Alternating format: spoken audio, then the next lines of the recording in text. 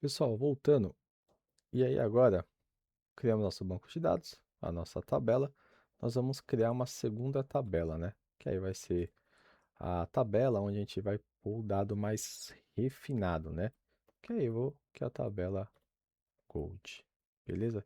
Que aqui vão ser os dados tratados, refinados, chame da forma que você quiser, tá?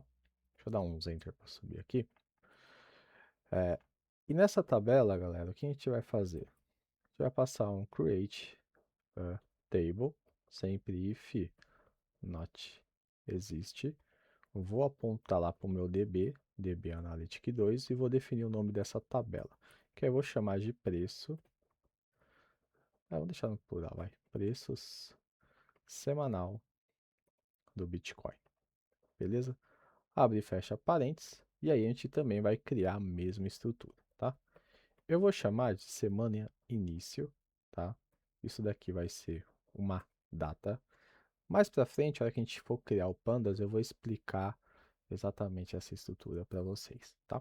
Mas eu já gosto de criar minhas tabelas, já os bancos de dados prontos e depois eu só venho populando, tá? Eu vou criar uma coluna que vai chamar semana fim, que também vai ser um date, tá? A abertura também vai ser uma, do tipo date. Depois eu tenho uma coluna que eu vou chamar de fechamento, que também vai ser um date, tá? A máxima, date. A mínima também vai ser outra coluna date. Aí eu vou ter uma coluna que eu vou chamar de variação percentual. Daí mais pra frente eu explico para vocês. E o volume médio. Tá? Que daí todas essas informações, né? Ela vai lá para o nosso agente futuramente. E aí eu vou usar o using delta e vou mandar lá para o ser executado. Então tá rodando o nosso processo. Perfeito. E já tá ok. Então, lá no nosso banco de dados, nós já temos aí duas tabelas de dados criadas. Óbvio que não tem nenhuma informação nelas ainda, mas daqui a pouco vai chegar. E aí tem um problema que eu reparei agora, que é a abertura, fechamento, a gente colocou date, né? Na verdade é double, galera. É double. Eu não lembro qual que seleciona todos, deixa eu ver se é Ctrl D.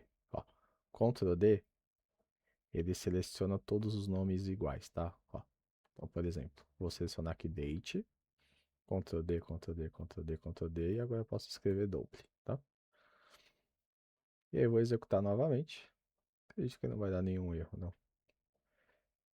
Ele vai substituir a tabela lá criada.